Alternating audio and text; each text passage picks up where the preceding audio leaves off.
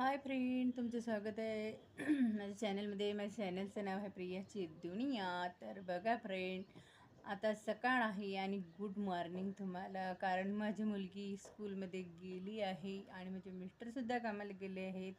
कारण माझ्या मुलीचे आहे एक्स्ट्रा क्लास चालू, म्हणून आता तिला रेग्युलर कंटिन्यू स्कूलमध्ये जावंच लागतं. तर ती स्कूलमध्ये गेली आहे. तर मागच्या वर्षी 9वीमध्ये तिचे खूप खाडे झाले स्कूलमध्ये, कारण सतत आजारी पडायची. पण आता ठीक आहे, व्यवस्थित आहे. आता ती कंटिन्यू स्कूलमध्ये जात आहे. कंटिन्यू तिला म्हटलं अजिबात घरी राहू नको, कंटिन्यू स्कूलमध्ये जात जा, कारण व्यवस्थित पास झाली पाहिजे, मार्क्स चांगले मिळाले पाहिजे, म्हणून ती स्कूलमध्ये जाते. कसं आहे, माझी मुलगी विनाकारण घरी नाही राहत. ती आजारी असली तर मग कोणी काहीच करू शकत नाही फ्रेंड. तर मग होतं थोडेसे खाडे. पण यावर्षी माझी मुलगी बोलली, मम्मा मी आजारी पडली ना तरीसुद्धा मला घरी राहायचं नाही आहे, कंटिन्यू स्कूलमध्ये जायचं आहे. म्हटलं ठीक आहे बेटा, जावंच लागतं स्कूलमध्ये, कारण आज हेच दिवस असते फ्रेंड शिकायचे. नंतर आता मी किती ठरवलं मला शिकायचं, तर मी शिकू शकणार आहे का? एवढ्या मोठी मुलगी झाल्यावर तिला पैसे लावायचे का आपल्याला लावणार आहे, नाही का? तर म्हणून जे आहे ते आपल्या आईवडिलांच्या घरीच असते. म्हणून आपल्या ठरलेल्या वयातच ते पूर्ण करायचं असतं शिक्षण वगैरे, नंतर नाही होत. तिला मी खूप समजावून सांगत असते. आता ऐकते ती. कधी कधी मोबाईलसुद्धा भरपूर बघायची फ्रेंड, ऐकायचीच नाही. सतत मोबाईल, एकदा मोबाईल हातात घेतला ना की ठेवायचीच नाही. आता तिला ओरडायचं काम नाही पडत. आता स्वतःच ते कवर करते की नाही, आपल्याला पास व्हायचं आहे, आपल्याला चांगलं शिकायचं आहे. आता तिला कळतं आहे. आता अभ्यास करते. आणि रायटिंग जास्त असतं स्कूलमध्ये, खूप लिहावं लागतं. आता लिहिते पण ती, नाही तर पहिले आळशीपणा करायचं, जाऊ दे आता नाही तपासत, अशी करायची ती. पण आता नाही, आता ती कंटिन्यू अभ्यास करते, रायटिंग करते आणि रीडिंग पण करते. कसं आहे, रीडिंगला पण टाईम द्यावाच लागते. रीडिंग कराल तुम्ही तर तुमच्या लक्षात राहील का आपल्याला पेपरमध्ये काय लिहायचं आहे, काय नाही, बरोबर नाही का? आणि त्यांच्या रायटिंगला पण वर्कबुकला वॉटर सिक्युरिटी त्याला पण मार्क्स आहे बरं का, आणि त्याचे पण मार्क्स भेटतात. तर तिची वॉटर सिक्युरिटीची नोट जे बुक्स असते ती राहिली होती चेक करायची, त्याच्यामुळं तिला त्याचे मार्क्स नाही मिळाले. कारण स्कूलमध्ये नेऊन द्यायला कोणीच नव्हतं सुट्ट्या लागल्यावर, आणि लांब होतं ना ते, त्याच्यामुळं नाही जाऊ शकलो आम्ही, म्हणून तिचे ते मार्क्स राहिले. तरी चांगले मार्क्स पडले तिला. आणि आता माझे आता दोघंही बापले गेले म्हणल्यावर खूप असं खायला धावल्यासारखं घर होतं. आणि कामं जरी आपण कामात जरी असलो ना फ्रेंड, तरी आपल्याला आपल्या घरात नवरा लेकरू घरी असलं की जरा बरं वाटते. तर ते गेलेत. तर आता मी माझे कामं आवरते मस्तपैकी. मला आज पण रव्याचे पापड करायचे आहे, आणि ते रव्याचे पापड इकडे आपल्या गॅलरीमध्ये टाकून देऊन मला उडदाचे पापड लाटायचे आहे. माझी मुलगी बोलली, मम्मा तू तुझं आवरून ठेव, मग नंतर आल्यावर आपण उडदाचे पापड लाटूया. म्हटलं ठीक आहे. तर उडदाचे पापड पण लाटायचे, कारण आता अक्षय तृतीया पण जवळ आली आहे फ्रेंड. तर आमच्या सासू सासऱ्यांना घास पण द्यावा लागतो, जेव घालावं लागतं त्यांना, ते करावंच लागतं. ते आपलं कामच आहे आपल्या सासू सासऱ्यांचं, नाही का?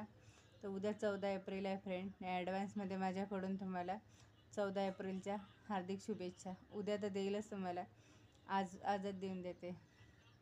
आणि असं आहे फ्रेंड, आपल्या आशाताई आहेत.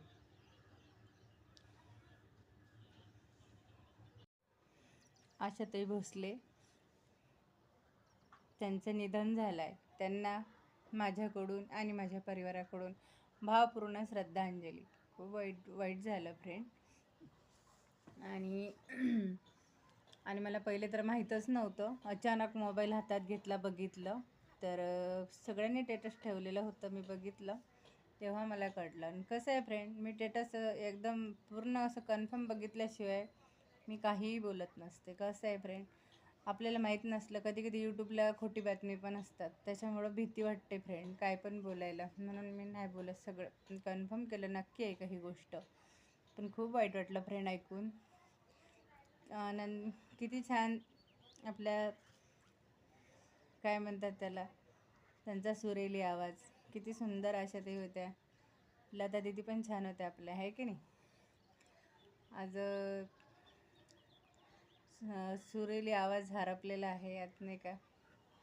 मला तर जास्त काही बोलता येत नाही फ्रेंड, पण 2 शब्द त्यांच्याबद्दल चांगलं बोलण्याचा प्रयत्न करते.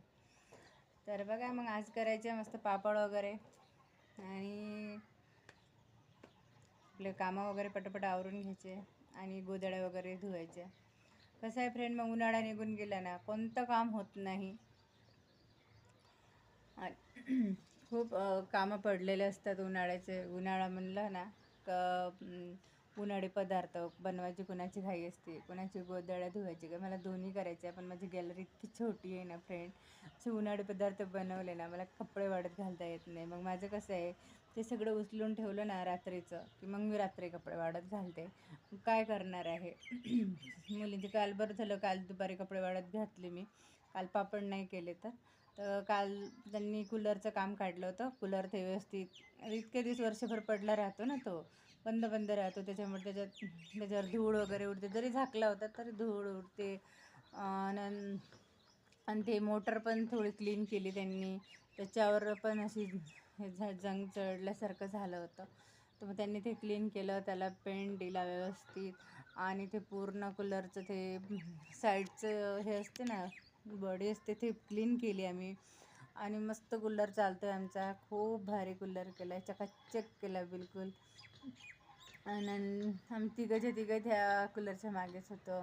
आणि आमची काल ड्रिल मशीन पण आणली दुरुस्त करून. ड्रिल मशीन पण किती दिवसाची पडलेली होती, बंदच पडलेली होती, ती पण आणली दुरुस्त करून. कसं आहे फ्रेंड, वस्तू नीट नसल्या ना तर कोणतं काम होत नाही. तर म्हटलं पहिले त्यांना हे करा, कारण माझे सासू सासऱ्यांचे फोटो आहे ना ते कपाट ठेवले ना पूर्ण त्या कपाटाच्या मागे दबून गेले. चांगलं नाही वाटत फ्रेंड तसं कुणी जर घरी आलं ना तर कुणाला असं वाटतं यांना नको आहे का त्यांचा फोटो, म्हणून असं आतमध्ये ठेवून दिलेलं आहे. पण तसं काही नाही, आमच्या सासू सासऱ्यावर खूप जीव आहे आणि आम्हाला वाईट वाटतं ते खूप कमी वयात गेलेले आहे फ्रेंड. माझं लग्न ठरलं ना तिथून 3 महिन्यात माझ्या सासूबाई वारल्या. त्यांना व्हालचा आजार होता आणि त्या धक्क्यानं आमच्या सासऱ्यांना पण हार्ट अटॅक आला, ते पण वारलेत. आणि खूप वाईट वाटलं तर आम्हाला. तर खूप आता 19 तारखेला त्यांना जीव घालायचं आहे, अक्षय तृतीयेला. खूप वाईट वाटतं फ्रेंड. असं कधी काही असलं ना तेव्हा खूप मनाला बेकार वाटतं, रडायला पण येतं फ्रेंड. दोघंही गेले, 1 वर्षाच्या फरकानंच दोघंही गेले. खूप वाईट वाटतं ऐकलं म्हणजे, नको वाटतं ते. पण कसं आहे, आठवण येते, तोंडातून निघतोच तो विषय, किती टाळायचा प्रयत्न केला तरी. आणि माझ्या मिस्टरांना पण खूप बेकार वाटते, किती नाही म्हटलं त्यांचे आईवडील आहे नाही का. आता आपल्याला वाईट वाटते सासू सासरे असून, तर त्यांना वाईट नसेल वाटत ते. माझ्या सासूबाई बोलल्या आहेत माझ्यासोबत, फोनवर बोललेले आहेत. हां 4-5दा फोन केला मी तर, पण समोरासमोर आमची भेट नाही झाली आणि मी जाऊच शकले नाही, कारण माझं लग्न वर्षभर थांबलं ठरल्यावर. तर त्याच्यामुळं मग फक्त आम्ही फोनवरच तेवढं बोलायचं झालं. नेहमी फोन पण करता येत नव्हता फ्रेंड, कारण कसं आहे, दुसरे आमच्या घरी मला माझ्या मिस्टरांनी दिलेला मोबाईल होता. त्यांनी पण नंतर दिला मला, दिवाळीला दिला, जूनमध्ये लग्न ठरलं होतं. आणि मग मी आमच्या मोठेही होत्या मानलेल्या मोठे, तर त्यांच्या घरून आम्ही फोन करायचो, तर मग तिथून बोलायचं. मग माझ्या सासूबाई पण शेजारी जायच्या बोलायला नाही का, पहिले लँडलाईन फोन होते तिथं बोलायला जायच्या. तर मला बघा त्या अक्षरतेमुळे आठवण झाली त्यांची आणि हृदय पण भरून येतं, पण खूप वाईट वाटतं. काय करणार आहे, आईवडील हे खूप महत्त्वाचे असतात फ्रेंड आयुष्यात. आईवडिलांशिवाय काही नाही आहे. पण चला, काय करणार ना, आपल्या हातात तर काही नसतं, आपण काहीही करू शकत नाही. जे आहे ते सगळं वरच्यांच्या हातात असतं. वरचं जसं करण तसं आपल्याला ते ॲक्सेप्ट करावं लागतं. आपली तयारी नसते ॲक्सेप्ट करण्याची, आपल्याला इलाज नसतो, पण तरी देव आपल्यावर संकट देतो एक. पण असं होऊ नये कोणासोबत. आमच्या घरी खूपच वाईट झालं. आमच्या आई अचानकच गेल्या, बसत बोलतच लहान मुलांसोबत बोलत होत्या, म्हणजे माझी पुतणी वगैरे. तर अचानकच त्यांचा जीव गेला. काय झालं होतं काय माहिती, त्यांना नाही माहिती. तर आम्ही गेलो होतो, मग तिथे लग्नाच्या आधीच जावं लागलं होतं मला, गेले होते मी. तर बघा काय म्हटलं, आज काही म्हटलं काय सारखं रेसिपी वगैरे दाखवा, म्हटलं चला काहीतरी गप्पा सांगूया आपल्या यूट्यूब फॅमिलीसोबत. म्हणून मग मी आज गप्पा सांगायला बसले. म्हटलं चला सारख्या रेसिपी बघून बघून तुम्हाला पण कंटाळा येत असेल, तर म्हटलं चला मग गप्पाच सांगूया. आणि मस्त ऊन पडलेलं आहे आणि असं फ्रेश वाटत आहे, थोडं छान वातावरण वाटत आहे. आणि महत्त्वाचा मला आनंद झाला आहे, माझा कूलर चालू झालं. इतकं गरम होतं तर फ्रेंड, बाप रे. रात्री तर कधी सकाळ झाली कळलंच नाही. आणि सकाळी मी आता रोज जाते गाडी शिकायला. 2 दिवस गेलेच नव्हते. शनिवारी पण नव्हते गेले, रविवारी पण नव्हते गेले. म्हटलं एक दिवस तरी माणसाला, एकच दिवस सुट्टी असते म्हटलं, त्यांना आरामाला पण हेच पाहिजे ना, टाईम पाहिजे ना. आपण जर गाडी शिकायला घेऊन गेलो तर त्यांना झोपायचं कधी. म्हणून मग त्यांना म्हटलं नका, नाही जाऊया आपण. म्हणून मी त्यांना नाही नेलं. तर आज मग सकाळी 6 वाजताच उठले, ब्रश वगैरे केला आणि आंघोळ वगैरे व्हायचीच आहे माझी. तर गाडी शिकायला गेलो आम्ही. आणि तर चला मग फ्रेंड, आजचा व्हिडिओ आता एवढाच. उद्या भेटूया पुढच्या व्हिडिओमध्ये. बाय.